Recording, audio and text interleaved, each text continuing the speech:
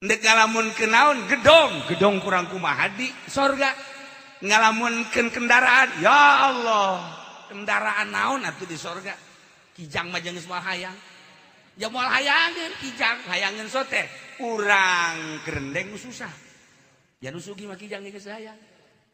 Geus teu hayangeun sarugi mah baby Benz, Lexus, mobil-mobil anu urang teh nyaho ngaranna teh. Rolls dan lain sebagainya nu sarugi. Hayalan nu susah mah yang apaan saja. Lain mobil atuh mah kaleng susu. Hayalan. Komo karimun menyeleutik. Nah, ieu bakeur carita di sorga kok ngalamun.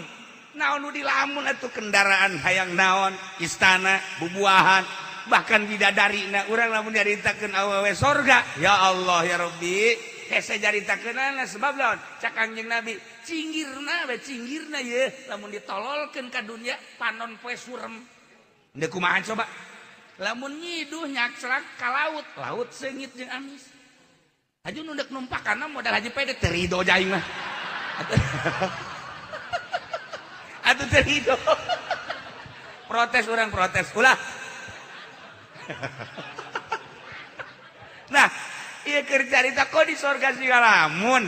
Akhirnya kan ditanya ku malaikat, ente kunaon sih di sorga ngalamun kieu? Di sorga mah lain tempat ngalamun, tempat senang jeung bahagia. Cek nyana ditawaranna naon ge asana teu ngeunah. Sanajan sakieu loba jeung mewahna. Nah, sebab ulah kehilangan sosok manusia anu selalu bebarengan waktu di dunia, ngaji bareng, ke masjid bareng, bergerak di bidang syiar agama Allah bareng, nyantuni yatim piatu bareng, dan lain-lain sebagainya, ke Mekah bareng. Nah, iya di teangan di sorga eueuh. Kulama kajen, iya surga mewah, can kapanggih jeung eta tetep ulah moal senang. Ya Allah terus. Cek malaikat saha? Nusok bebarengan jeung kula kiai anu ngaji bareng, ke masjid bareng, bahkan ke Mekah bareng, jantuni yatim piatu bareng, bergerak syiar agama Allah bareng can aya eta kiai eta panglaporkeun ka Gusti Allah. Akhirna malaikat lapor ka Gusti Allah, aya seorang manusia di sorga ngalamun. Nah naonan cek Allah? Dia ngalamun saja. Urang mana itu orang gerendeng? Lain. Orang gerendeng mah itu ngalamun nya geus di neraka kabeh. Ieu macak malaikat. Ngalamun naon nu dilamunkeunana? Bejakeun. Nu dilamunkeunana cek nya ieu di sorga kehilangan babaturan waktu di dunia. Babaturan kumaha? Ngaji bareng ke masjid, bareng ke Mekah, bareng nyantun yatim piatu bareng, syiar-syiar ngaluhurkeun syiar agama Allah bareng can aya di sorga nyana tetep can bahagia. Cak Gusti Allah, hei malaikat tanyakeun saha ngaranna teangan di neraka, mun aya di neraka cepet bawa ka sorga. Langsung malaikat bebeja, ayo sia barang jangan ingat sorga. Ke neraka, teangan. Teangan. Di teangan bener ayah di neraka. Iya. Kiai kok di neraka? Kiai di neraka. Hampura kiai ku di neraka. Ngridit tanggeus aing. Masya Allah, atuh naonan kiai ngridit.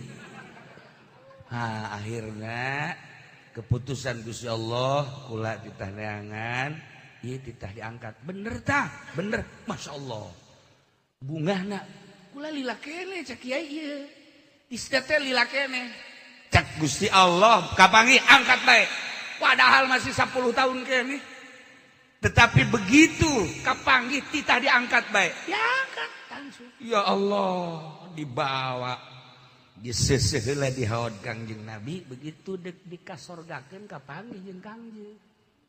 Dari mana? Neraka. Tas naon? Jangan babaturan ieu hiji. Gitu ka neraka. Atuh lain bebeja cek Kangjeng Nabi ka dieu. Geus, kuari mah ulah waka ka sorga.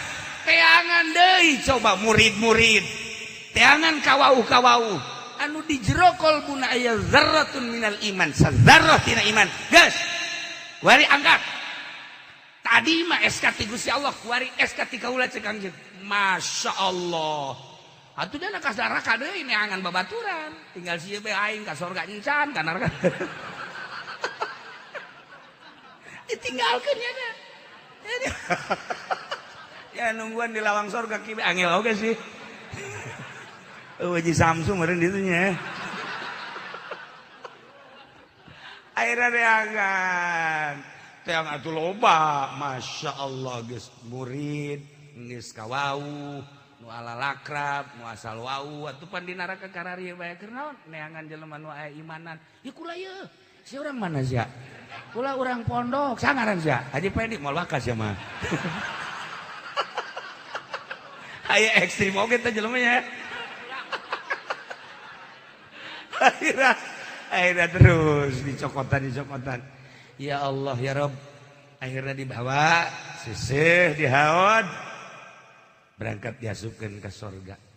Kula maca dongeng eta aya sedih aya bunga. Ari sedihna atuh loba nu ka neraka. Bungahna ternyata seorang kiai, seorang manusia solihin anu geus ka surga dibere kewenangan untuk mencari murid-muridna, mencari dulur-dulurna jeung kawauh-kawauhna. Ya Allah ya Rabb, aya bunga tanaman tak kadang-kadang ngahajakeun silaturahmi ka kiai abeh diwauhan kunyana. Urang mah ngawuhan ka nya bisa nyana wau ka urang hese. Akhirna pada kula saat jeung Gus Dur wau akrab lain lalagaan. Kemudian jeung Mbah Mangli atuh wau, kemudian jeung Mbah Masum Jogja, patali aya dulur di Jogja. Jadi wau kuari jeung Habib Lutfi sangat akrab. Geus teu naon-naon ieu pikiran teh jang di akhirat. Kadang-kadang kitu tah rada ka Habib Lutfi geus nuhun jasanya sering ka Cilongok, bahkan ieu ge geus aya di telepon. Poe tadi aya ti Maroko geus daratang ka Pekalongan. Kula geus ditelepon di ka Pekalongan mau tako. Nah ieu kadang-kadang nyurucut bunga ka aku gitu tah. Sebab naon? Ka impi na beda Habib Lutfi teh mun kula jaritakeun impian-impian jeung jelema-jelema tertentu paling beda Habib Lutfi. Hese ditebakna kos Gus Dur. Hese ditebak nomor 1 lain. Tebak nomor 2 lain. Hese jana mah jeung eueuh bendu jana mah. Tuh sia mah seuri beheran ieu mah. Katebak wae sia lah. Hese kos nomor 1 lain, kos nomor 2 lain. Jeung eueuh bendu deui ka jelema teh. Coba ge deukeutan Habib Lutfi eueuh bendu jana. Eueuh naon. Kula anu geus nyaho aya disebut nyaho jasa wa meureun besok tapi hafal insyaallah. Nu dimaksud kula lain sakadar di dunia jang engke di akhirat. Sebab pernah nyana nyaritakeun impian nyana deui nyaritakeun impian ka jeung Kangjeng Nabi di lingkungan Kangjeng Nabi aya A B C D E. Tah ceuk kula dengkeun aing aya eus ieu. Teu ngadengkeun Haji Pendi eueuh. Kabari deuk kaol Habib Lutfi malah nu ngobrol masyaallah. Kapanggih jeung Tuan Syekh. Kemudian kitu garendeng jeung Tuan Syekh Abdul Qadir aya Habib anu di luar negeri dicaritakeun. Kula sok kadengkeun aing aya eueuh sih di dinya teh. Haji Pendi eueuh deui bae.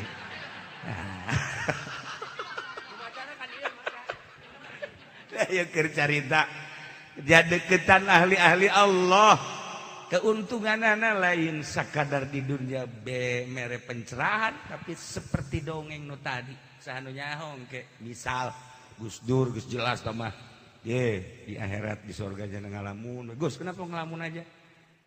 Ada yang belum ketemu. Siapa? Itu Haji Pendi. Biarin aja sih. Enggak usah dia mah udah. Biar jadi areng dah.